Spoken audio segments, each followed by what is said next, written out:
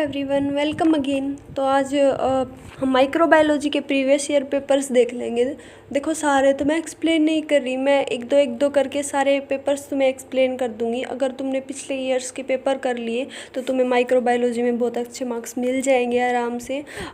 तो चलो डिस्कस कर लेते हैं, मैं तुम्हें समझा भी दूंगी क्वेश्चन इसके साथ साथ, ठीक है।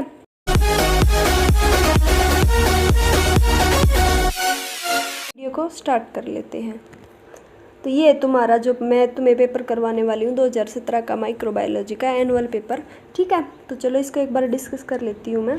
देखो, फर्स्ट क्वेश्चन है, define an antigen and antibody, enumerate different type of antigen antibody जो रिएक्शंस होती हैं हमारी, और define ELISA agglutination reaction in detail.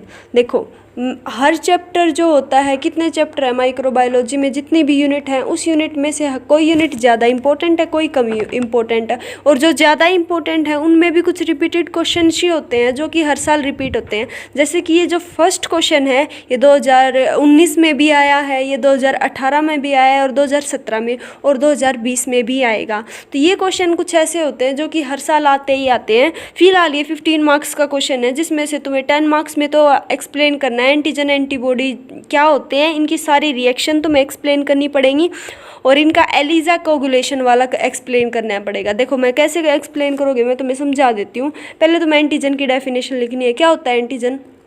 कि जो भी हमारे बाहर से कोई भी पैथोजन हमारी बॉडी में आके अटैक करता है तो उसको बोलते हैं एंटीजन, और उस पैथोजन के खिलाफ हमारा जो इम्यून सिस्टम जो एग्रीगेट होता है और जो स्पेसिफिक चीज़ बनाता है वो बोलते हैं उसको एंटीबॉडी, ठीक है। और ये होते हैं एंटीजन और एंटीबॉडी। फिर इसने बस तुम्हें इतना ही लिखना है। अब तुम्हें पॉइंट टू पॉइंट ही लिखना है, तुम्हें कुछ भी एक्स्ट्रा नहीं लिखना है। माइक्रोबायोलॉजी का पेपर है, तुम्हें एक्स्ट्रा नहीं लिखना है एक पॉइंट भी, ठीक है। उसके बाद क्या करना है, enumerate type of antigen antibody reaction. तुम्हें पता है कि 6 टाइप की रिएक्शन होती है। पहली कौन सी होती है? Precipitation reaction. दूसरी कौन सी होती है? एग्लूटिनेशन रिएक्शन, ठीक है। तीसरी क्या होती है? Complement fixation reaction. चौथी क्या होती है? एलिजा। और फिर फिफ्थ क्या होती है? इम्यूनोफ्लोरोसेंस। इसके अलावा एक रिएक्शन और होती है, कोई उसको इंक्लूड करता है, कोई उसको इंक्लूड इम्यूनोफ्लोरोसेंस में ही करता है। तो मैं तुम्हें इंक्लूड नहीं करवा रही हूँ, बाकी हमने तो की थी, लेकिन आजकल बच्चे नहीं करते हैं इसको, इम्यूनोफ्लोरोसेंस के अंदर इसको काउंट करते हैं, तो 5 लेते हैं, ठीक है। तो तुम्हें फर्स्ट एक्सप्लेन करनी। अब तुम्हें कैसे करना है कि ओबियसली 10 मार्क्स का क्वेश्चन है, तुम नेम लिखा तो इनको पहले तो तुम्हें इनके नेम लिखने हैं, उसके बाद तुम छोड़ोगे नहीं इनको। तुम्हें पहले एक्सप्लेन करना है कि तुम जैसे एक सॉल्यूशन लिया, उसमें तुमने एंटीजन डाला, उसके बाद तुमने एंटीबॉडी डाला, और उसके बाद वे प्रिसिपिटेट हो जाएंगी तो उसको बोलेंगे प्रिसिपिटेशन रिएक्शन। उसके बाद एग्लूटिनेशन का ऐसे ही करोगे कि एंटीजन डाला, एंटीबॉडी डाला, ठीक है। ऐसे ही कॉम्प्लीमेंट फिक्सेशन वाला करोगे, ऐसे ही एलिजा वाला करोगे। एलिजा में तुम्हें प्रॉपर डायग्राम भी बनाने हैं जरूर। तुम तीनों डायग्राम बनाओगे कि पहले हमने एंटीजन रखा इसके ऊपर, फिर हमने इसके ऊपर से एंटीबॉडी डाल दी, तो क्या कैसे पॉजिटिव आएगा, कैसे नेगेटिव आएगा, अगर कुछ भी शो नहीं हो रहा है तो क्या कौन सा आएगा, पॉजिटिव आएगा या नेगेटिव आएगा, ये सब कुछ तुम्हें करना है। उसके बाद इसने कहा है कि डिस्क्राइब एलिजा कोगुलेशन, मतलब ये पांचों, या फिर तुम 6 कर रहे हो या 5 कर रहे हो, 5 ही कर लेना, क्योंकि आजकल टीचर्स भी 5 ही कराते हैं। तो तुम 5 करोगे, उसके बाद उसमें पूरा एक्सप्लेन करोगे तुम थोड़ा थोड़ा 5 को। इतना भी इन्यूमरेट मत कर देना कि तुम सारा जो टाइम है तुम्हारा फर्स्ट क्वेश्चन में ही निकल जाए। उसके बाद, क्योंकि फर्स्ट क्वेश्चन हमेशा 15 मार्क्स का आता है, बच्चे उसको लंबा खींचने के चक्कर में पीछे वाले क्वेश्चन उनके रह जाते हैं, या तो उनकी शीट खत्म हो जाती है या फिर उनके पास टाइम नहीं रहता, ठीक है। तुम्हें एलिजा करना है। एलिजा कैसे करना है इन्होंने एक्सप्लेन करवाया है, तो तुम्हें 5 नंबर में अलग से एलिजा को एक्सप्लेन करना है, ठीक है। तीनों डायग्राम बना के ऐसे करना है फर्स्ट क्वेश्चन। दूसरा क्वेश्चन तुम्हें पता है क्या बोला है कि role of nurse in controlling hospital infection. तुम्हें पता ही है हॉस्पिटल इन्फेक्शन में, अगर तुम क्लिनिकल में गए हो तो, अगर तुम क्लिनिकल में नहीं गए हो तो कैसे करोगे तुम इसको। तुम ये सोच लेना कि तुम हॉस्पिटल के अंदर एक रजिस्टर्ड नर्स हो और तुम वहाँ पे काम कर रहे हो, और वहाँ पे तुम्हें अपने वार्ड की या फिर तुम जहाँ पे कर रहे हो उसकी तुम्हें सफाई रखनी है। तो तुम कैसे इन्फेक्शन को कंट्रोल करना है, ओबियसली यही होता है इन्फेक्शन को कंट्रोल कर। तो क्या क्या तुम स्टेप उठाओगे, क्या करवाओगे? पेशेंट की हाइजीन रखोगे, खुद की हाइजीन रखोगे, साफ़ सफाई ज़्यादा रखोगे, ठीक है। और हर जगह सैनिटाइज करोगे, ये कुछ स्टेप होते हैं। मास्क यूज़ करोगे, पेशेंट को भी बोलोगे कि मास्क यूज़ करें, ठीक है। सेप्टिक टेक्निक्स को अपनाओगे, ये स्टेप हो गए कि रोल ऑफ इन्फेक्शन को कंट्रोल करने में। ऑब्वियसली 5 मार्क्स का एक क्वेश्चन है, फिर आगे 10 मार्क्स के सारे क्वेश्चन आते हैं। तो ये 5 मार्क्स का है रोल ऑफ नर्स। तो तुम्हें 5 नंबर के हिसाब से 5 पॉइंट लिखने हैं और उन 5 पॉइंट को अच्छे से एक्सप्लेन करना है, ठीक है। उसके बाद है इम्यूनाइजेशन शेड्यूल। मैं इम्यूनाइजेशन शेड्यूल पे एक अलग से पूरी वीडियो बना दूंगी, क्योंकि इम्यूनाइजेशन शेड्यूल फर्स्ट ईयर में, सेकंड ईयर में, थर्ड ईयर, फिर फोर्थ ईयर, चारों साल आता है। और तुम क्लिनिकल में जाओगे तो सबसे पहले हो सकता है तुमसे इम्यूनाइजेशन शेड्यूल ही पूछ ले वो मैम, ठीक है। तो तुम्हें क्या करना है, इम्यूनाइजेशन शेड्यूल को याद करना है, और ये आता है 5 नंबर में, ठीक है। ये तुम कर लोगे। उसके बाद नेक्स्ट क्वेश्चन देख लो। Third question crypto. देखो ये जो बैक्टीरियोलॉजी जो तुम्हारी, एक तो आएगी तुम्हारी बैक्टीरियोलॉजी, एक आएगी वायरोलॉजी। सबसे ज़्यादा बच्चों को दिक्कत माइक्रोबायोलॉजी से होती है, इन 2 चैप्टर, इन 2 यूनिट से। एक तो बैक्टीरियोलॉजी से, एक वायरोलॉजी से। और मैं बोल रही हूँ इनसे ईजी कुछ है नहीं। बैक्टीरियोलॉजी बहुत ईजी है, वायरोलॉजी बहुत ईजी है, और वायरोलॉजी तो हद से ज़्यादा ईजी है। लेकिन अगर तुम्हें फिर भी ये होता है कि तुम्हें पता है कैसे करना है, पहले एक को तुम याद करो, ठीक है। कोई एक अच्छा सा ये ले लो, या तो तुमने इकोलाई याद कर लिया, या एक याद करो और तुम उससे कंपेयर करके सेकंड वाला याद करो, उस सेकंड वाले से कंपेयर करके थर्ड वाला याद करो। तुम्हें ऐसे चुटकियों में हो जाएगी पूरी बैक्टीरियोलॉजी। अगर फिर भी तुम्हें समझ नहीं आती है तो तुम मुझे कमेंट सेक्शन में बता देना। मैं तुम्हें इम्पोर्टेंट्स जो कि हर साल आते हैं, प्रीवियस ईयर से लगातार रिपीट हो रहे हैं और उनके अलावा नहीं आते हैं बैक्टीरियोलॉजी से जो क्वेश्चंस हैं, मैं वो क्वेश्चन बता दूंगी। तुम वो बैक्टीरिया कर लेना और उनको याद कर ले। 5-7 बैक्टीरिया ही हैं जो कि हर साल आते हैं, उनमें से अलग कुछ नहीं आता है। तो तुम वही 5-7 याद कर लेना, ठीक है। इससे अलग कुछ नहीं जाएगा। HIV है, HIV भी वायरोलॉजी से, सबको पता है ह्यूमन। और ये जो HIV वाला वायरस है बहुत कॉमन है, तुमने 11th में भी पढ़ा है, 12th में भी पढ़ा है, अगर तुम बायोलॉजी से हो तो, ठीक है। और उसके बाद ऑब्वियसली BSc नर्सिंग में आए हो तो बायोलॉजी से ही हो। GNM वाले बच्चे नहीं कर पाते हैं ऐसे क्वेश्चन, तुम तो पहले से ही इंटेलिजेंट होते हो। तो HIV वाला क्वेश्चन सब कर लेते हैं आराम से, लेकिन इसकी कुछ टाइप्स होती हैं, कुछ स्पेसिफिक सीरोलॉजिकल टेस्ट होते हैं इनके लिए, जो कि सिर्फ तुम माइक्रोबायोलॉजी में ही पढ़ोगे। थोड़ा सा घुमा फिरा के है, या फिर थोड़ा सा तुम लगा लो एक्स्ट्रा जोड़ा गया है सीरोलॉजिकल टेस्ट वगैरह, और सब कुछ HIV में वही है जो तुम्हें पहले लिखना है, ठीक है।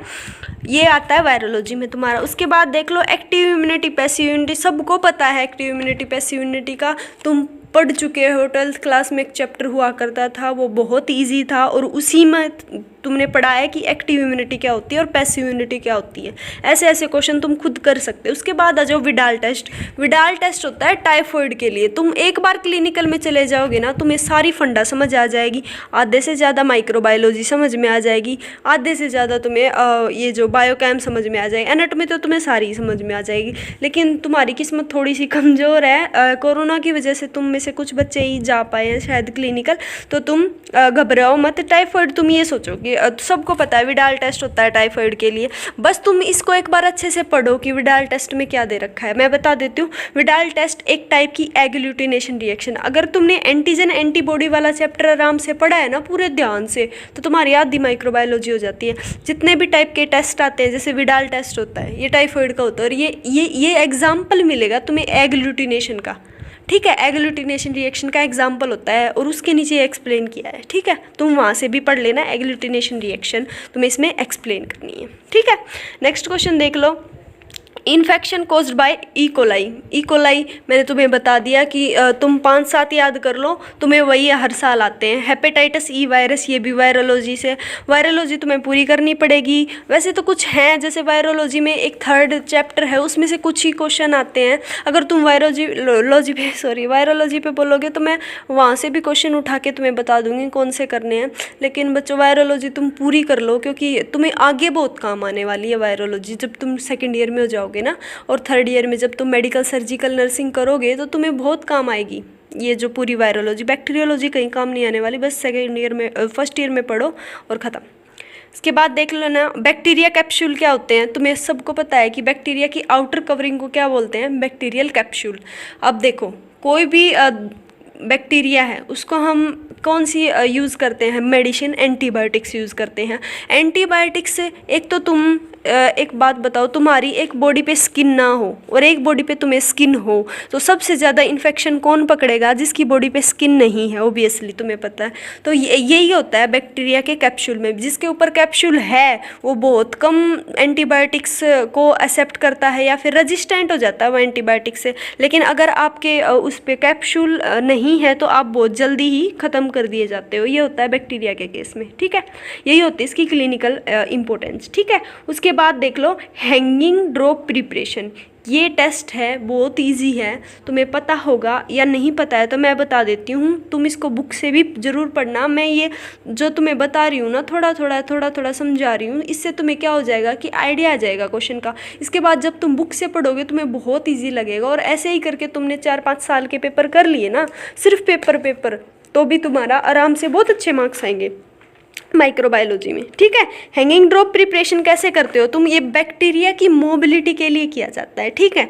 किसके लिए किया जाता है? बैक्टीरिया की मोबिलिटी को चेक करने के लिए किया जाता है। मैं एक स्लाइड लेते हैं, उसके ऊपर हम मीडियम डालते हैं और वो जो इन्फेक्शियस या फिर हम वो बैक्टीरिया डालते हैं, ठीक है। उससे क्या करते हैं, हम उसको ऑब्जर्व कर देते हैं और इससे क्या पता चलता है कि बैक्टीरिया की मोबिलिटी कैसी है, कितनी है, ठीक है। ये सब कुछ पता चलता है हैंगिंग ड्रॉप प्रिपरेशन से, ठीक है। इसके बाद ऑटोक्लेव हर साल आता है, बहुत इंपॉर्टेंट है। इसका कितना टेम्परेचर होता है, कौन कौन सी चीज़ों के लिए हम ऑटोक्लेव करते हो तुम्हें पता है। डिसइंफेक्शन वगैरह के लिए इसका यूज़ किया जाता है, ठीक है। जैसे कि कुछ हमारे इंस्ट्रूमेंट ऐसे होते हैं जो कि हमने एक बार यूज़ कर लिए, फिर हम उनको फेंकते नहीं हैं, हम उनको दोबारा यूज़ करते हैं। उनको दोबारा यूज़ करने के लिए हमें क्या करना पड़ता है? स्टेरलाइज करना पड़ता है। ऐसे ही एक स्टेरलाइज करने की मशीन है ऑटोक्लेव, ठीक है। ये कितने मिनट के लिए, इसमें हम क्या क्या रखते हैं और कितना इसका टेम्परेचर होता है, इसका प्रिंसिपल क्या होता है, इसका स्ट्रक्चर क्या होता है, ये पूरा याद करना है तुम्हें, ठीक है। 5 नंबर में आता है एंटा अमीबो हिस्टोलिका, ये भी उसी में से है, तुम्हें पढ़ना पड़ेगा, ठीक है। मैं तुम्हें एक वीडियो और बना के दूंगी उस वाले चैप्टर पे, इस पे जितने भी बैक्टीरियोलॉजी के तुम्हें इंपॉर्टेंट करने हैं, ठीक है। उसके अलावा मैं तुम्हें पेपर्स करवा दूंगी, ठीक है। और पढ़ते रहो बच्चों, तैयारी करते रहो, ठीक है। अगर मेरी वीडियो पसंद आए तो मेरे चैनल को सब्सक्राइब भी कर देना, मेरी वीडियो को लाइक कर देना। Bye bye.